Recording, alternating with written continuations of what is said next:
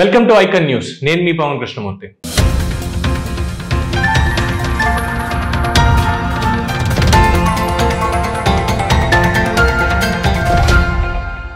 జగన్మోహన్ రెడ్డి గారి slogan why not 175 బానే ఉంది. 151 గెలిచాం, 175 ఎందుకు గెలవకూడదు? మనం ఇంత సంక్షేమం చేశాము, ఇన్ని కార్యక్రమాలు చేపట్టాం, ప్రతి ఒక్కరికి ఇంత లబ్ధి చేకూర్చాము, ఇన్ని నవరత్నాల కార్యక్రమాలు చేశాము, ఏదేదో హామీలు ఇవన్నీ కూడా ఇచ్చారు, అంతా అయింది, ఫైన్. ఈ 175 గెలవడానికి ఉన్నటువంటి మోటివ్ వాళ్ళకి బాగానే ఉంది. కానీ గ్రౌండ్ లెవెల్లో ప్రాక్టికల్గా చూసుకుంటే నిజంగా నీ గెలవగలరా? అందులోనూ ఇటీవలే మొత్తం 3 లిస్టులు రిలీజ్ చేశారు. నియోజకవర్గ ఇన్ఛార్జీలను మారుస్తూ ఎంపీలను, ఎమ్మెల్యేలు, ఎంపీలు ఇదంతా చేసుకుంటూ వచ్చి రీసెంట్గా వచ్చినటువంటి ఒక న్యూస్ చూస్తే, అంటే 92 నియోజకవర్గాల్లో ఉన్నటువంటి వాళ్ళలో చాలామంది పార్టీని వీడి వెళ్ళిపోతున్న వాళ్ళు ఉన్నారు. At the same time party నుంచి ఉన్న నియోజకవర్గం నుంచి వేరే నియోజకవర్గానికి మార్పిడి చేసినటువంటి వాళ్ళు కూడా ఉన్నారు. అందరూ అసంతృప్తులే. మరి ఈ 92 నియోజకవర్గాల్లో వైఎస్ఆర్సీపీకి నేతలు ఉన్నారా? 2024 ఎన్నికల్లో తెలుగుదేశం పార్టీ, జనసేన కూటమిని కొట్టేటువంటి నేత వైఎస్ఆర్సీపీలో అన్ని నియోజకవర్గాల్లో ఉన్నారా? మేబీ 1-2 నియోజకవర్గాలు చెప్పుకోవచ్చు ప్రతి జిల్లాలో కూడా, 1-2 అంతకుమించి లేదు. అలాంటిది ఇప్పుడు 92 నియోజకవర్గాల్లో మార్చిన తర్వాత అసలు టికెట్లు ఎవరికి ఇవ్వాలి, అసలు అభ్యర్థులు అనేవాళ్ళు ఉన్నారా అంటే దీని మీద ఒక సటైర్ కూడా నడుస్తుంది. ఏంటంటే జగన్మోహన్ రెడ్డి గారికి కొత్త అభ్యర్థులు ఎవరు లేరు, పాత వాళ్ళందరూ వెళ్ళిపోయారు, అందుకే ఇప్పుడు అక్కడ కుటుంబ ప్యాకేజ్, ఫ్యామిలీ ప్యాకేజ్ అనేది ఆఫర్ చేస్తున్నారు. జగన్మోహన్ రెడ్డి గారి కుటుంబంలో ప్రస్తుతానికి 2 నుంచి 3 టికెట్లు ఉన్నాయి. అవసరమైతే అక్కడ ఇంకో 2 టికెట్లు కూడా ఇచ్చుకునేటువంటి అవకాశం ఉంది. మొత్తం రాయలసీమ జిల్లాలకు సంబంధించి అంతా దాదాపు 90% రెడ్డి సామాజిక వర్గానికి సంబంధించి అంటే అందులో వాళ్ళ బంధువులు కానీ ఇంకొకరు కానీ వీళ్ళనే పెట్టుకోవచ్చు. వాళ్ళు వస్తారో లేదు తెలియదు, అది ఒక పాయింట్. సో అక్కడ ఒక కనీసం 4 టికెట్లు వేసుకోండి. బొత్స సత్యనారాయణ గారి కుటుంబానికి 4 టికెట్లు, 2 ఎమ్మెల్యే 2 ఎంపీ, లేదు 3 ఎమ్మెల్యే 1 ఎంపీ అన్నట్టుగా. బాలినేని శ్రీనివాసరెడ్డి గారిని బుజ్జగించడానికి ఆయనకు కూడా, ఆయనకి ప్లస్ ఆయన సన్నిహితులకి కలిపి ఒక 4 నుంచి 5 టికెట్లు అని చెప్తున్నారు. అది ఒకటి. చెవిరెడ్డి భాస్కర్ రెడ్డి గారు, ఆయన కుటుంబంలో చెవిరెడ్డి కుమారుడికి 1 టికెట్, అది 2 ప్లస్ ఆయన సన్నిహితులకి ఇంకొక 3 టికెట్లు. పెద్దిరెడ్డి రామచంద్రారెడ్డి, పెద్దిరెడ్డి మిథున్ రెడ్డికి 2 టికెట్లు. వీళ్ళు చెప్పినటువంటి ఇంకో 2 సన్నిహితులు వాళ్ళ కుటుంబ సభ్యులకి ఇంకొక 2 టికెట్లు.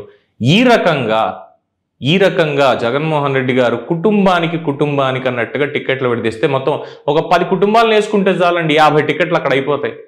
ఇక సామాన్యులు కానీ లేదంటే మిగతా వాళ్ళు కానీ వచ్చిన వాళ్ళు ఎక్కడున్నారు? కొత్తగా వచ్చినటువంటి క్యాండిడేట్లు ఏరి? ఈ మార్చినటువంటి వాళ్ళకి ఆశాభంగం, అవమానం తప్ప ఇంకేముంది? ఏమీ లేదు. టికెట్లు లేవు ఎందుకంటే క్యాండిడేట్ బాగాలేదు అన్నటువంటి ఒక పేరు, నియోజకవర్గ పనితీరు, లేదంటే పర్వాలేదు నేను ఉన్నాను కదా నా బొమ్మ పెట్టుకుని మీరు గెలవచ్చు అన్నటువంటిది ఒక పాయింట్ చెప్పి అందరినీ అటు ఇటు మార్చడాలు, ఏదున్నా నా బొమ్మ మాత్రమే ఉండాలి అని. అందుకే ఉన్నటువంటి ఎమ్మెల్యేలకి బొమ్మ కనిపిస్తోంది నిజంగానే. ఇన్నాళ్ళు ఏం చేసే ప్రజల్లోకి వెళ్ళి ఇప్పుడు మనం ఏం చెప్పుకోవాలి అనేటువంటి ఒక అభద్రతా భావనలో వాళ్ళు ఉన్నారు. అందుకే చాలా మంది రాజకీయాలు కూడా దూరంగా ఉంటున్నారు. కొంతమంది బ్లాక్ మెయిలింగ్ కూడా పాల్పడుతున్నారు.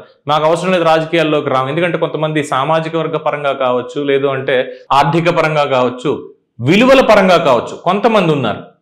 ఇప్పటివరకు ఎవరిని తిట్టనటువంటి వాళ్ళు, పని చేసినా చేయకపోయినా సబ్దుగా మా పని ఏదో మేము చేసుకున్నాం, పార్టీ ఏదో చెప్పింది మేము దాన్ని చేసుకుంటూ వెళ్ళిపోయాం అన్నట్టుగా సైలెంట్గా ఉన్న వాళ్ళు కూడా చాలా మంది ఉన్నారు. వ్యతిరేకత అనేది వస్తుంది, వివక్ష అనేది కనిపిస్తుంది. ఈ నేపథ్యంలో ఇలా కుటుంబానికి ఫ్యామిలీ ప్యాకేజ్ ఇచ్చినట్టుగా అందరికీ పంచుకుంటూ వెళ్తే మరి ఎలాగ వై నాట్ 175 అనేది సస్టైన్ అయ్యేది? అంటే జగన్మోహన్ రెడ్డి గారికి ఇందులో క్లారిటీ లేదా, లేదు నిజంగానే పూర్తిగా కాడు వదిలేశారు? అంటే చాలా మంది సన్నిహితులు చెప్పేవాళ్ళు అప్పుడప్పుడు కొన్ని మీటింగ్స్లో కొన్ని పిచ్చాపాటి మాట్లాడుకుంటూ ఉన్నప్పుడు, Jaganmohan Reddy is destined to be A 1-time CM.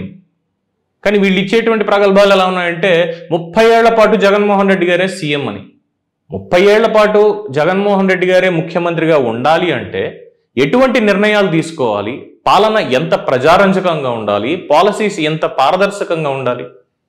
జీవోలు కూడా ఆఖరికి మనకి చీకటి జీవోలే రద్దు చేసేస్తున్నారు. అసలు పూర్తిగా ఆ వెబ్సైటే లేదు, ప్రజలకు అవసరం లేదు చెప్పాల్సింది. నేను చెప్తున్నా కదా, ఎక్కడికి వెళ్ళినా కానీ దత్తపుత్రుడు, చంద్రబాబు నాయుడు, లోకేష్ పప్పు, లేదంటే ఇంకో 4 ఛానల్స్, ఇంత దుష్ట చతుష్టయం అని చెప్పి. నిజంగా తెలుగులో ఎంత అనర్గళంగా మాట్లాడేవాళ్ళు అది పక్కన పెట్టి, ఈ మధ్యలో వచ్చినటువంటి భాష పక్కన పెట్టి అందులో చాలా బాగా గట్టిగా బలంగా నాటుకుపోయినటువంటి మాట, బాగా ఆయనకి అర్థమయ్యేటువంటి మాట దుష్ట చతుష్టయం.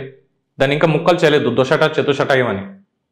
ఏదో కామెడీ అనుకుంటాం, అది మాత్రం పట్టుకొని ఇదే ప్రజలకు చెప్తున్నాం. అంటే ప్రజలకు కావాల్సింది పరిశ్రమలు ఎన్ని తెచ్చాము, ఉపాధి అవకాశాలు ఎన్ని ఇచ్చాము, ఎంత సంక్షేమం చేశాము, వ్యవసాయ రంగ అభివృద్ధి ఎలా ఉంది, ఆరోగ్యం ఎలా ఉంది, విద్యారంగం ఎలా ఉంది? వీటన్నిటినీ పూర్తిగా ఒక్కొక్కటి విడమర్చి చెప్పాల్సినటువంటిది పోయి ఎక్కడికి వెళ్ళినా నేను బటన్ నొక్కుతున్నా, వీళ్ళని తిడుతున్నా, ఇంతే ఉంది.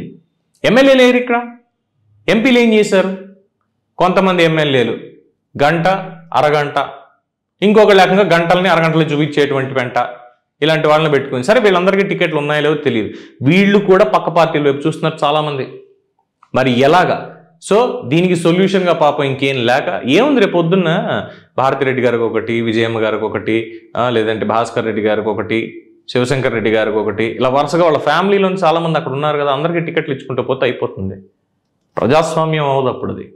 సో ప్రజలు ఆలోచించుకోండి, ఇటువంటి నిర్ణయాలు తీసుకోబోతున్నారు అనేది కూడా తెలుస్తోంది. ఇంక ఎలాగైనా సరే ఈసారి ఓటమి తప్పించుకోలేరు జగన్మోహన్ రెడ్డి గారు అనేది ఆయనకి బలంగా అర్థమయ్యే, క్యాండిడేట్లు కూడా రాక, ధనబలం ఎంతగా ఉన్నా, ఎంత సపోర్ట్ చేస్తామని చెప్పినా కూడా నైతికత అనే దాంతో, ప్రజల్లో మొహం ఎలా చూపించుకోవాలనే దాంతో వీళ్ళలా ఉండిపోతున్నారు అనేది ఇక్కడ స్పష్టంగా తెలుస్తోంది. చూద్దాం మరి ముందు ఇంకా ఫ్యామిలీలు పెరుగుతాయా, ఏమవుతాయి అనేది. సో ఇది దీనికి సంబంధించినటువంటి వివరాలు. దీని మీద మీ అభిప్రాయాన్ని కామెంట్స్ రూపంలో తెలియచేయండి. చూస్తూనే ఉండండి ఐకాన్ న్యూస్. నేను మీ పవన్ కృష్ణమూర్తి.